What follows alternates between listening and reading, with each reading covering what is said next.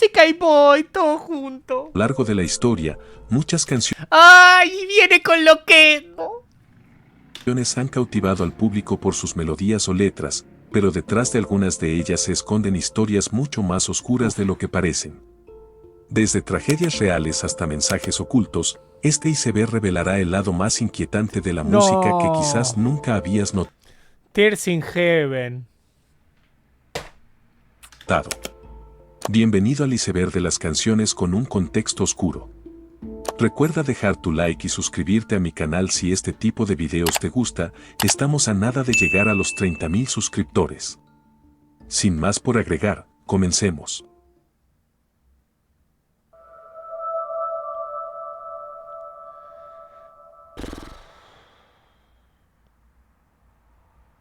Esta canción, lanzada en 1992, Do you know my name? If I saw you in heaven. es una de las baladas más tristes de la historia de la música, pero pocos saben el contexto devastador que hay detrás. Eric Esta Clapton dura. la escribió tras la muerte de su hijo Conner, de solo 4 años, quien cayó accidentalmente desde el piso 53 de un edificio en Nueva York. La letra, cargada de dolor y reflexión, expresa el deseo de volver a encontrarse con él en el cielo y el temor de no ser digno de hacerlo. Clapton confesó que componerla fue su manera de sobrellevar la pérdida, aunque durante años evitó interpretarla en vivo por el peso emocional que representaba. Detrás de su dulzura y calma, Tears in Heaven es, en realidad, un grito silencioso de un padre destrozado por la tragedia.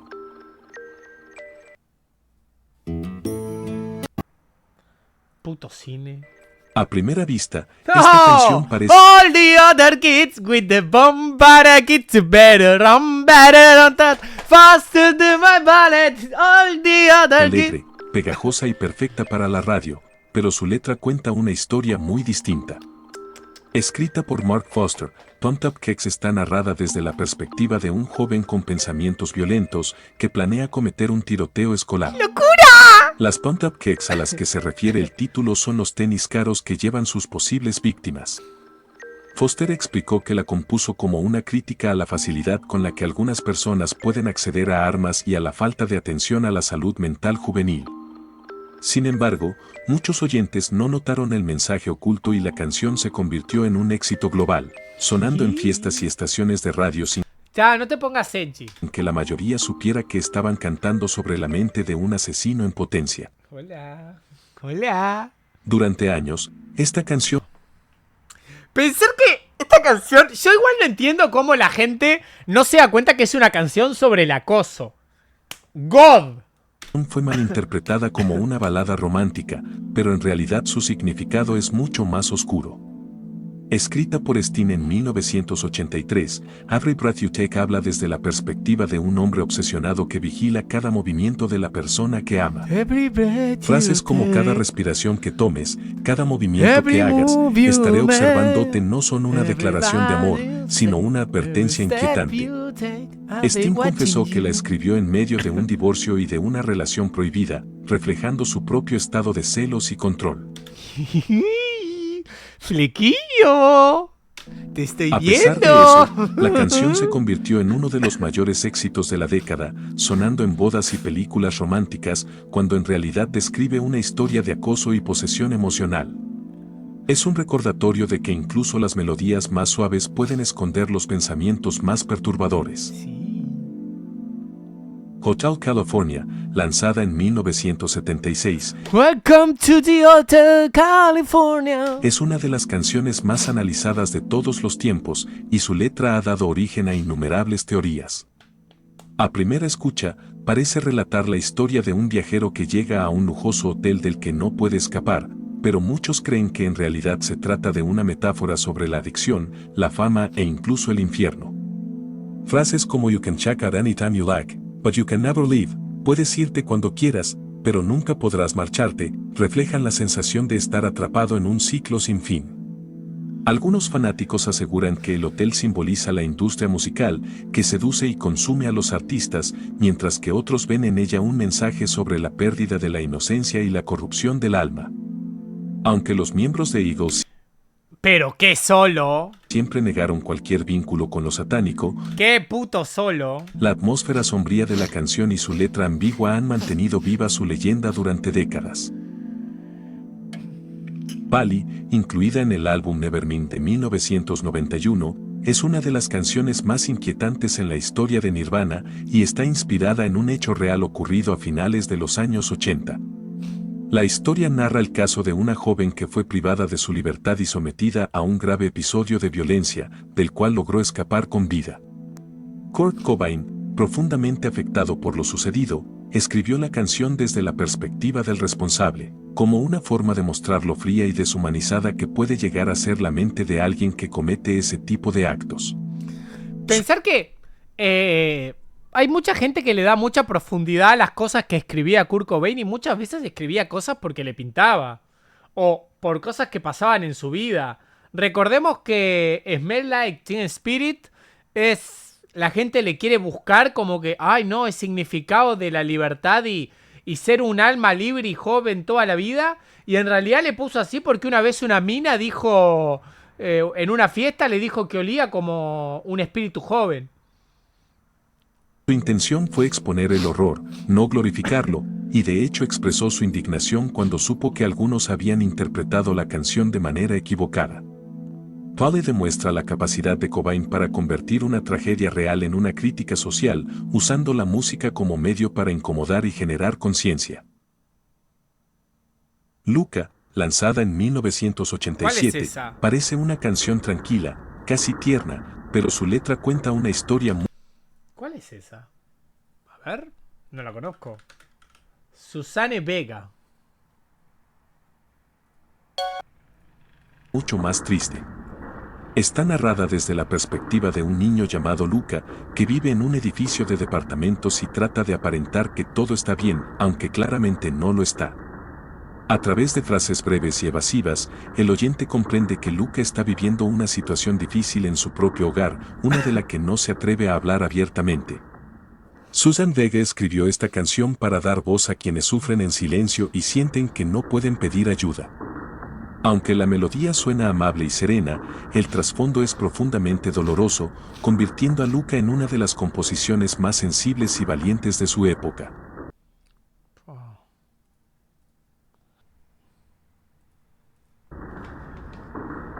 A primera escucha, Sammy Charmed Laugh parece una canción alegre y optimista, con un ritmo pegajoso que marcó la segunda mitad de los 90. Sin embargo, detrás de su energía positiva se esconde una historia totalmente opuesta. ¿De qué? Su compositor, Stephen Jenkins, explicó que la letra describe el estilo de vida acelerado y autodestructivo que rodeaba la escena musical de aquella época. Habla de la búsqueda constante de placer y de cómo esa misma búsqueda termina consumiendo a las personas, aunque lo hace mediante metáforas y frases aparentemente inofensivas. Jenkins quiso que el contraste entre la melodía alegre y el contenido oscuro reflejara precisamente esa dualidad. Lo que parece divertido por fuera puede estar vacío o roto por dentro. Sammy Charmed Laugh es, en realidad, una crítica disimulada a los excesos que muchos confundían con libertad. Nivel 2.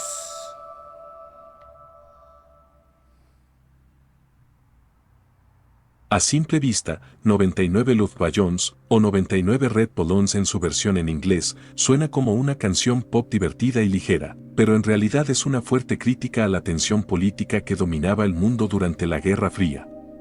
La letra cuenta cómo 99 globos soltados al aire son confundidos por radares militares con posibles amenazas, lo que desencadena una serie de decisiones equivocadas que terminan provocando un conflicto global. ¿Qué? La canción muestra lo frágil que puede ser la paz cuando reina la desconfianza, y cómo un error insignificante puede tener consecuencias catastróficas. Nena, la banda alemana que la interpretó, convirtió esta historia simbólica en uno de los mayores éxitos de los 80. Más igual, ¿no? Pero detrás de su ritmo alegre se esconde una advertencia sobre la paranoia, la guerra y la destrucción causada por el miedo. Born to Die, lanzada en 2012, es una de las canciones más representativas del estilo nostálgico y trágico de Lana del Rey. Ay, Con su Lana. voz suave y su atmósfera cinematográfica, Lanita. la artista describe una historia de amor marcada por la pérdida, la dependencia emocional y la autodestrucción. La frase We were born to die, nacimos para morir, resume esa mezcla entre belleza y fatalismo que caracteriza su obra. Aunque muchos la interpretan como una simple balada romántica, en realidad habla sobre la sensación de que nada dura, de que incluso las relaciones más intensas están destinadas a consumirse. No. El video refuerza ese simbolismo con imágenes de lujo, caos y tragedia, mostrando cómo la obsesión y la desesperanza pueden confundirse con amor verdadero. Born to Die es, en esencia, una oda a la fragilidad humana y al atractivo oscuro de lo inevitable. The Way, lanzada en The 1998 Way. por la banda Fastball, parece al principio una canción sobre la libertad, sobre una pareja que decide dejar todo atrás y seguir su propio camino. Pero en realidad está inspirada en un hecho verídico ocurrido en Texas, donde un matrimonio de edad avanzada desapareció sin dejar rastro tras salir de su casa rumbo a un festival. Días después, fueron encontrados sin vida, aparentemente después de haberse perdido en el camino. El vocalista, Tony Scalzo, tomó esa noticia como base para crear una versión más poética y esperanzadora, imaginando que la pareja simplemente había decidido marcharse hacia un lugar mejor, lejos de las preocupaciones del mundo. Así, lo que suena como una melodía nostálgica sobre el amor y la aventura, es en realidad un homenaje a dos personas que encontraron su final en el camino. The Way demuestra cómo una tragedia real puede transformarse en una historia que mezcla belleza, misterio y melancolía. Gloomy Sunday, compuesta en 1933 por el pianista húngaro 1933. Szeres, es conocida como la canción húngara del suicidio, aunque su historia real es más compleja que la leyenda que la rodea. Escrita durante una época de profunda depresión económica y personal, la melodía expresa una tristeza tan intensa que muchos aseguraban que tenía un efecto casi hipnótico en quienes la escuchaban. Con el paso de los años, comenzaron a circular rumores de que varias personas habían decidido quitarse la vida tras oírla, lo que llevó a que algunas emisoras de radio prohibieran su transmisión. Aunque nunca se comprobó una relación directa, el mito creció tanto que Gloomy Sunday quedó marcada como una de las canciones más sombrías de la historia.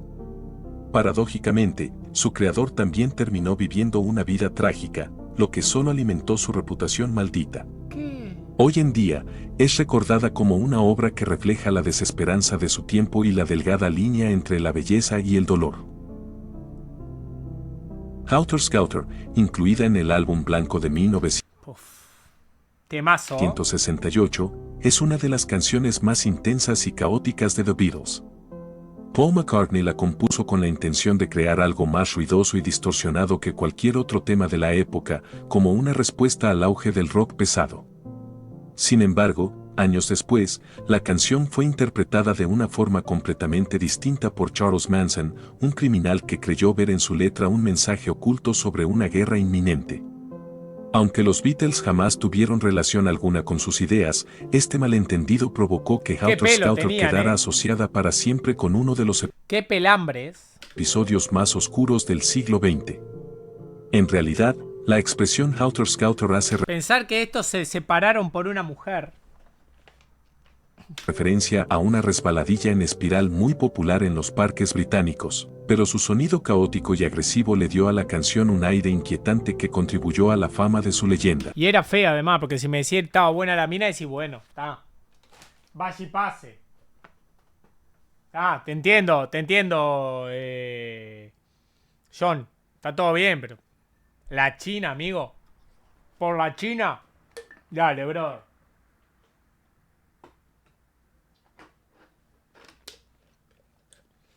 John, tenés que tener un poquito de dignidad en la vida, amigo. No todo vale una conchita.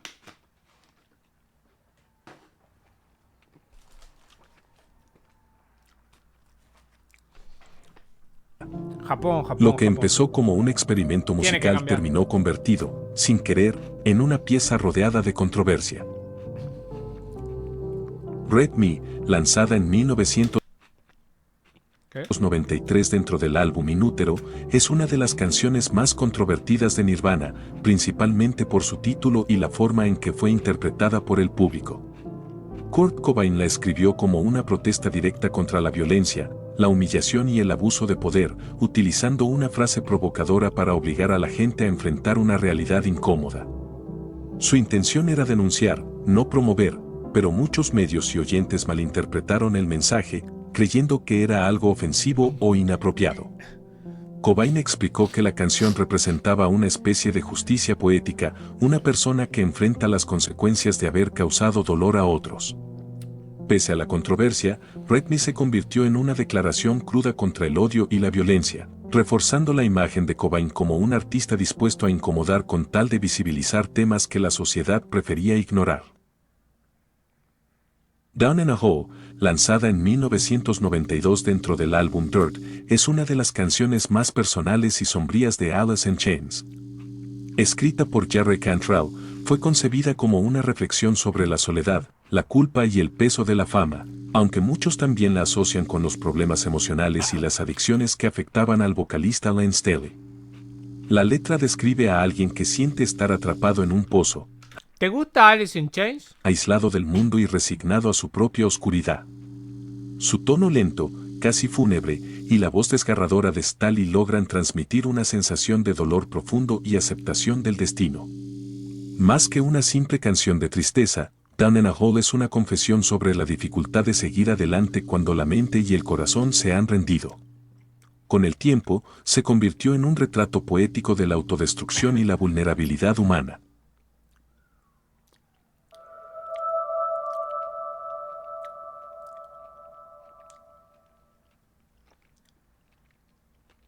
Mad World, interpretada por Gary Jules en 2001, es una versión más lenta y triste de la canción original de Tears for Fears de 1982. Mientras la primera tenía un ritmo más dinámico, esta nueva interpretación transformó completamente su sentido, convirtiéndola en una reflexión profunda sobre la soledad y la monotonía de la vida moderna. La letra describe un mundo donde las personas repiten los mismos hábitos sin encontrar verdadero propósito, atrapadas en una rutina que las vacía por dentro. Su tono suave, acompañado por un piano melancólico, logra transmitir una sensación de calma que, paradójicamente, resulta inquietante. La canción se hizo especialmente conocida por su aparición en la película Donnie Darko, donde encaja perfectamente con el tema de la desesperanza existencial. Mad World no habla del fin del mundo en un sentido literal, sino del cansancio emocional que surge al vivir en una sociedad desconectada, donde todo parece funcionar, pero nada tiene sentido. Maue, interpretada por Frank Sinatra en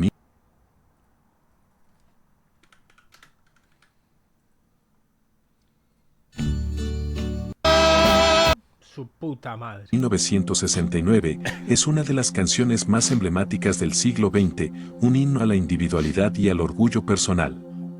Sin embargo, en Filipinas adquirió una reputación inquietante con el paso del tiempo. En algunos karaokes se comenzó a decir que la interpretación de esta canción estaba relacionada con una serie de incidentes violentos, al punto de que ciertos locales optaron por retirarla de sus listas. ¿Qué?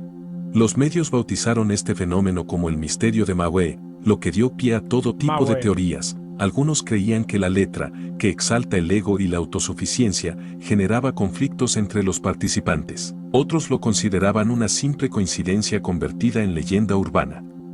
Si cual sea la verdad, Maue dejó de ser solo una balada de despedida Maue. y se transformó en un símbolo de superstición moderna, un recordatorio de cómo incluso una melodía elegante puede adquirir un contexto oscuro con el paso de los años. Maue.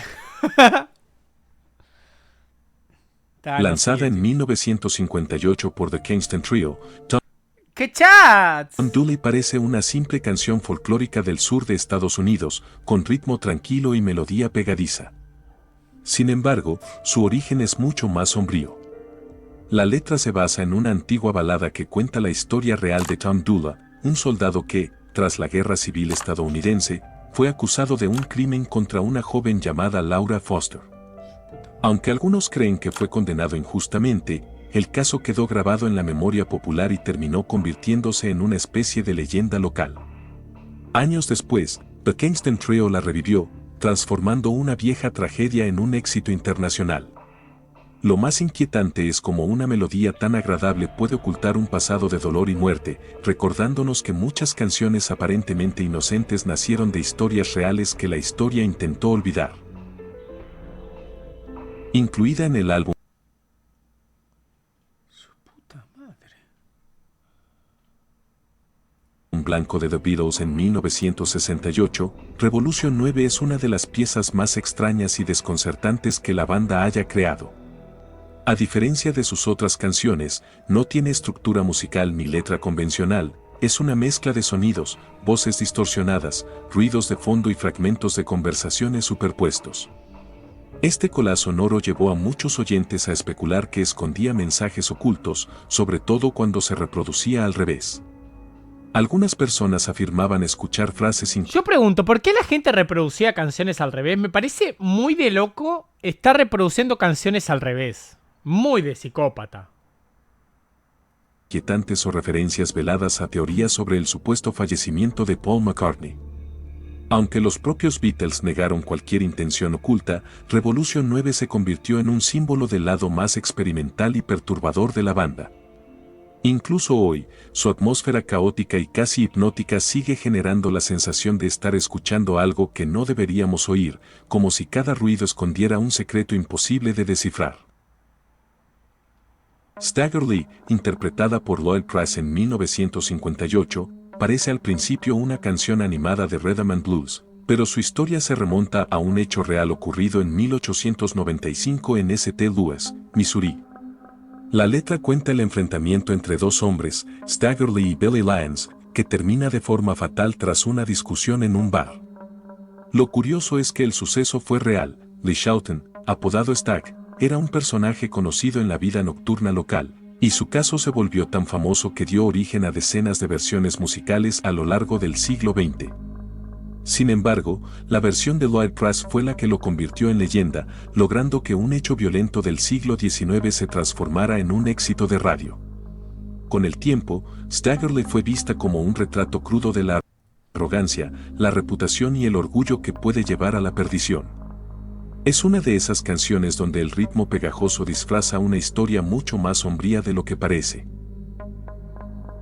Lanzada en 1980 dentro del álbum Blizzard of Oz, Suicide Solution de Ozzy Osbourne fue una de las canciones más polémicas de su época.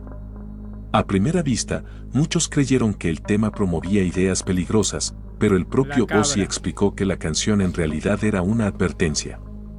Según él, la solución del título hacía referencia al daño autodestructivo causado por el abuso del alcohol, y el tema era un homenaje sombrío a músicos que perdieron la vida a causa de sus excesos, como Bon Scott, vocalista de AC/DC. Aún así, la ambigüedad de su letra y el tono melancólico del tema dieron pie AC/DC. a controversias mediáticas y teorías de todo tipo. Con los años, Suicide Solution se convirtió en un ejemplo de cómo una canción puede ser malinterpretada por su mensaje oscuro, demostrando que la delgada línea entre advertencia y provocación puede cambiarlo todo según quien la escuche.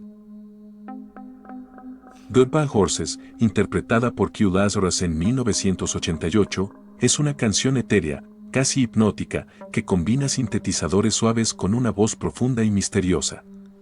A simple oído, parece una pieza sobre trascender lo terrenal y elevarse más allá de las limitaciones humanas. Sin embargo, su fama se debe principalmente a su uso en una de las escenas más perturbadoras de la película El silencio de los inocentes 1991. En ese momento del filme, la canción acompaña un acto de vanidad extrema y delirio, creando un contraste tan intenso entre la belleza de la música y lo inquietante de la imagen que se volvió imposible separarlas. Ay, qué miedo. Con el Eso sí es boida. tiempo, Goodbye Horses adquirió un aura extraña. Para algunos, es una obra sobre liberación espiritual, para otros, un símbolo del ego llevado al extremo. Lo más curioso es que su propio misterio se extiende a la cantante, Q Lazarus, quien desapareció de la vida pública durante años, reforzando aún más la sensación de que esta canción es ¿Cuál es tu canción favorita melancólica? mucho más enigmática de lo que parece.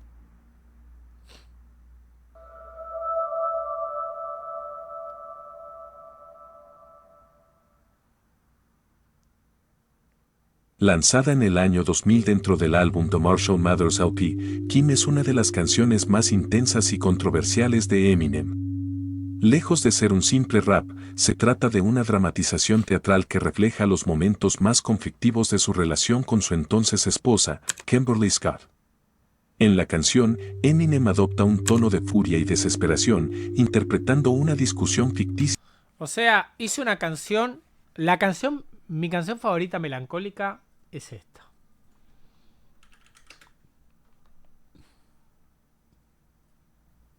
Putas cabras. Que simboliza la pérdida del control emocional y la autodestrucción.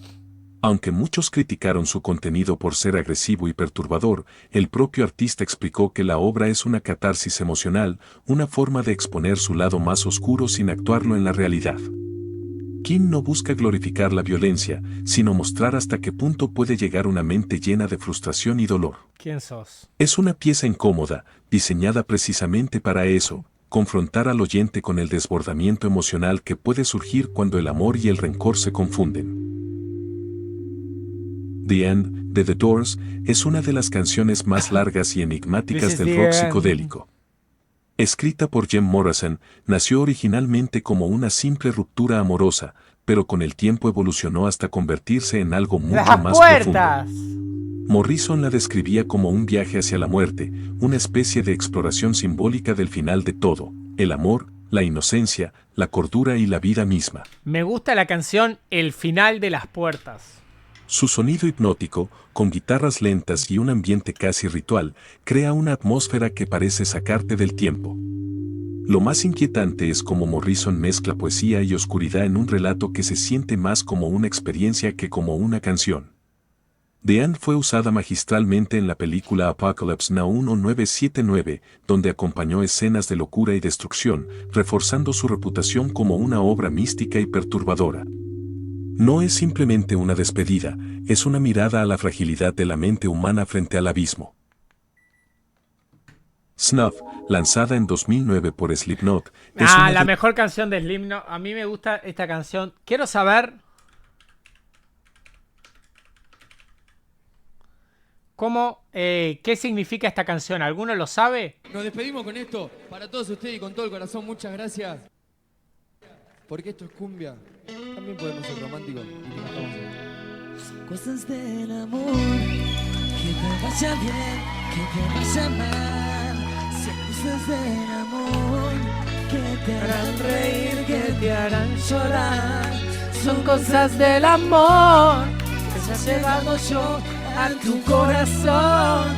Son cosas del amor. El que nos salta. Todos ustedes, chicos, de parte nuestra. Gracias.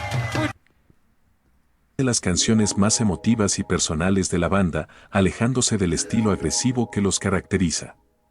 Escrita por Corey Taylor, vocalista del grupo, la letra habla del dolor profundo que deja una pérdida amorosa y de la desesperanza que puede surgir cuando la confianza se rompe por completo. A diferencia de otros temas del grupo, Snuff prescinde de gritos o guitarras pesadas, apostando por una interpretación más desnuda y vulnerable. Taylor ha mencionado en entrevistas que la canción fue inspirada por una experiencia real que lo marcó profundamente, y que en ella quiso retratar la soledad y la tristeza que pueden consumir a una persona tras perder algo irreemplazable. Con el tiempo, Snuff se convirtió en una de las piezas más queridas por los fans, precisamente porque muestra el lado más humano de Slipknot. Detrás de la furia, hay una voz que solo busca sanar. Frankie Teardrop, lanzada en 1977 por el dúo Suicide, es considerada una de las canciones más perturbadoras de la historia del rock experimental. A diferencia de los temas convencionales, esta obra no busca entretener, sino sumergir al oyente en una experiencia emocionalmente insoportable.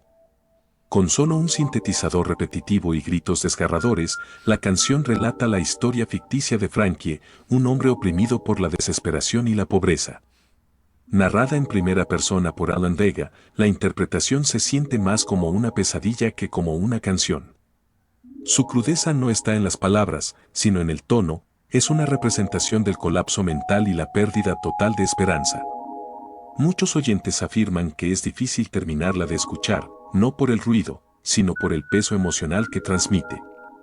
Frankie Teardrop es una de esas piezas que exploran el lado más oscuro de la mente humana, recordando que el verdadero terror no siempre proviene de monstruos, sino del sufrimiento interno. Love Roller Coaster, lanzada en 1975 por Ohio Players, es una canción funk llena de energía, con una melodía pegajosa y una producción impecable. Sin embargo, con el tiempo se vio envuelta en una de las leyendas urbanas más inquietantes del mundo de la música. En una parte de la canción puede escucharse un grito agudo que muchos fanáticos interpretaron como una grabación real de una mujer en peligro. Che, igual hay algo que no estoy entendiendo. ¿Por qué la gente está con esta discusión estúpida de Chainsaw Man parte 1 y parte 2 y que no se conectan? O sea, ¿la gente leyó la parte 1 y la parte 2? O sea, me parece una estupidez decir eso cuando literalmente la parte 2 comienza y hay eventos preestablecidos que ocurrieron en la parte 1.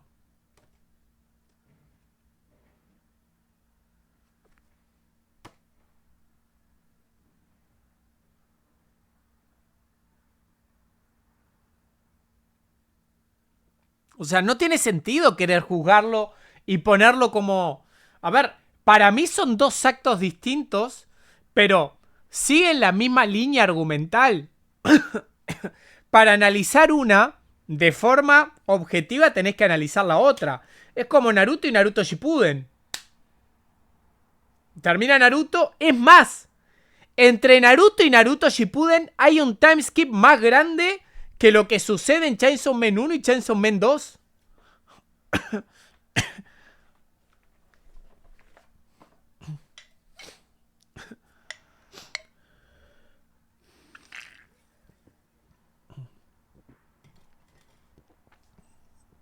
A ver, Dragon Ball se iba a llamar Dragon Ball 2.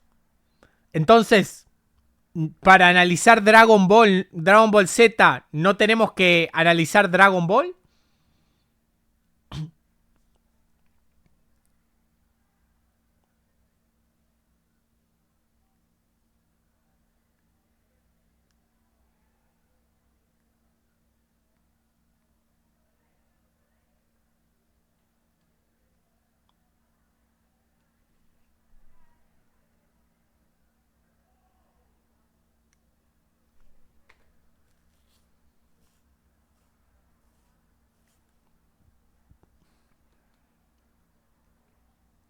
¿Y ese invent de qué? El manga literalmente de Chainsaw Man, la parte 2, comienza donde termina la parte 1.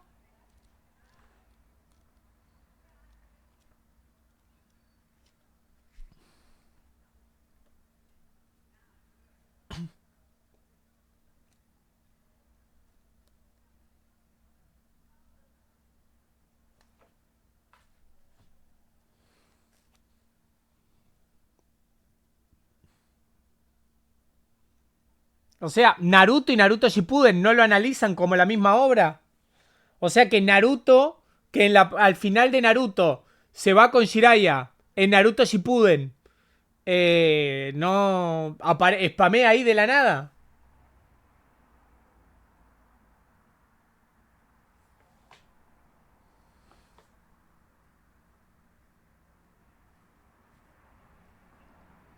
A ver, que te puede gustar la parte, o te puede gustar o no gustar la parte 2, te puede no gustar. Que no son lo mismo, que no son una continuación del otro, es una locura. Bro, que la parte 2 arranca en el tomo 12. Chainsaw Man. En Dragon Ball, en el manga no dice Dragon Ball Z. No dice Dragon Ball. Y bueno, acá no dice Chainsaw Man 2, dice Chainsaw Man, tomo 12.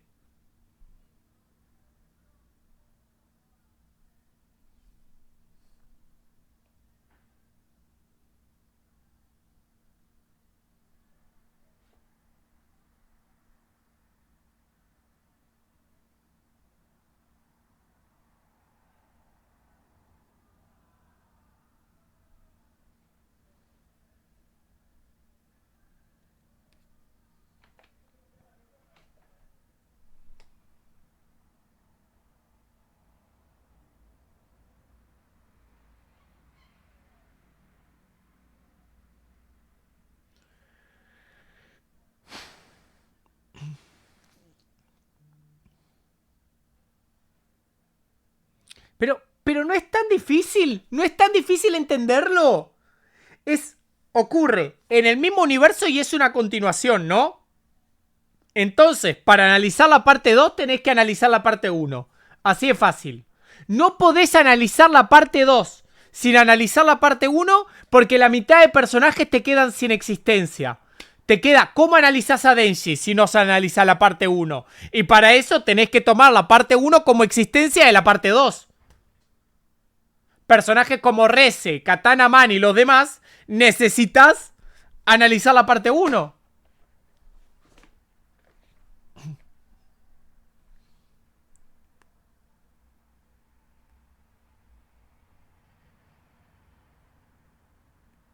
No entiendo por qué discuten boludeces.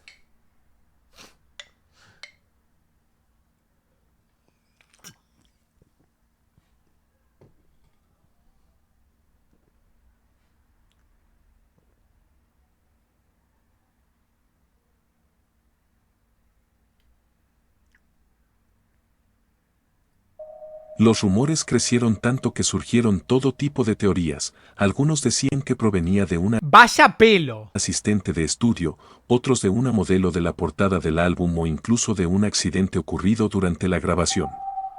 Los miembros de la banda siempre negaron estas historias, explicando que el sonido era simplemente parte de la interpretación vocal. Aún así, la leyenda nunca murió, y Love Roller Coaster quedó marcada por su misterioso grito, convirtiéndose en un clásico del funk, con una sombra inquietante detrás de su ritmo alegre. The Show Must Go On, lanzada en 1991 por Queen, es una de las interpretaciones más conmovedoras de Freddie Mercury. Escrita principalmente por Brian May, la canción fue concebida como un homenaje a la fuerza del vocalista en sus últimos días de vida, cuando ya se encontraba gravemente enfermo. Mercury, consciente de su estado, decidió grabarla a pesar del dolor y la debilidad, logrando una interpretación tan poderosa que se ha convertido en símbolo de coraje y resiliencia. La letra, el espectáculo debe continuar, refleja la determinación de seguir adelante, incluso cuando todo parece estar llegando a su fin. Lo más impactante es que Freddie grabó la voz de una sola toma, con una energía casi sobrehumana, dejando una despedida artística disfrazada de himno. Con el tiempo, esta canción trascendió su contexto personal y se convirtió en un recordatorio universal. Pase lo que pase, el espíritu humano siempre intenta mantenerse de pie. Igual, la canción de Queen que me parece más fuerte es esta.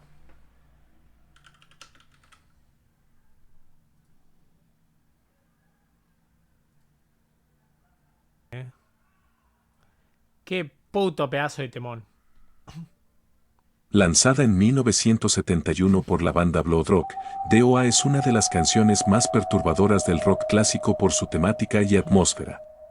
Inspirada en un accidente aéreo real, la letra está escrita desde la perspectiva de una persona que acaba de sufrir un siniestro y se encuentra atrapada entre la vida y la muerte.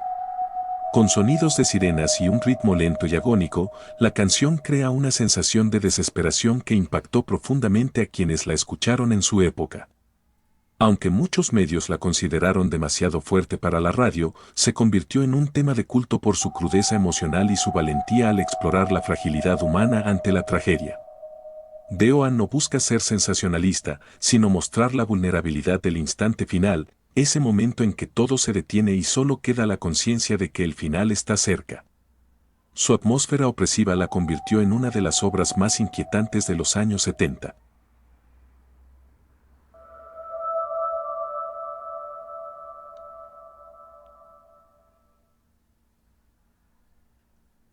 Shambhala, lanzada en 1973 por Three Dog Night, es una canción alegre, con un ritmo optimista y un mensaje aparentemente espiritual.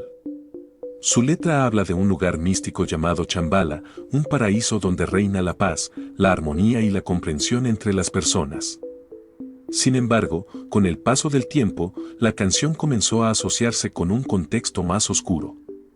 Algunos oyentes notaron que su mensaje de iluminación y obediencia espiritual recordaba al tipo de retórica una cantidad de droga. Utilizada por ciertos movimientos sectarios de la década de 1970, especialmente el de Jonestown, liderado por Jim Jones. Aunque la canción no tiene ninguna relación directa con ese grupo ni con sus trágicos acontecimientos, su uso en documentales y reportajes sobre el tema contribuyó a forjar esa conexión. Así, Shambhala pasó de ser un himno de esperanza a una melodía que muchos ahora escuchan con una sensación inquietante, como si su promesa de un paraíso perfecto escondiera una advertencia disfrazada de optimismo. Dance with the Devil, lanzada en el año 2001 por Immortal Technique, es una de las canciones más impactantes del rap underground por su narrativa intensa y su fuerte mensaje moral. ¿La conoces esta, cabrón? Lejos de glorificar la violencia, el tema funciona como una historia de advertencia sobre las consecuencias de la ambición, la pérdida de valores y el entorno del crimen callejero.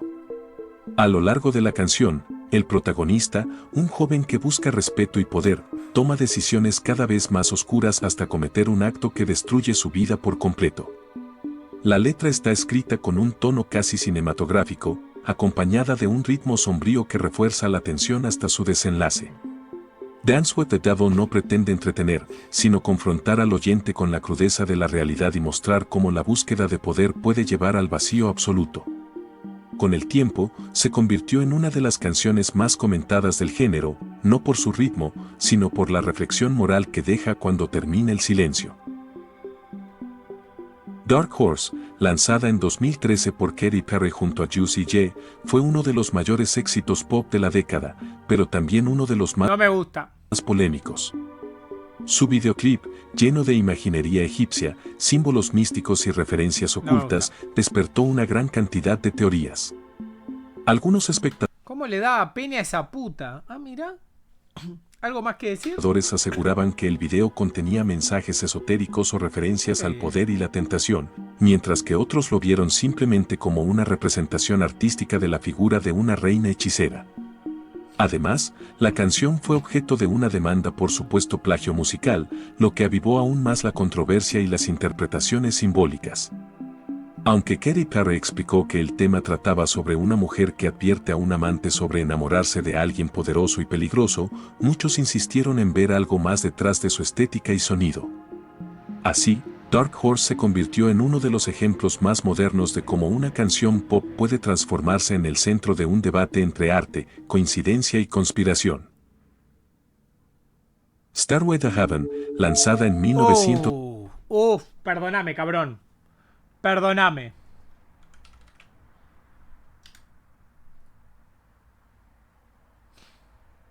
Su puta madre. 1971 por Led Zeppelin, es considerada una de las canciones más importantes en la historia del rock.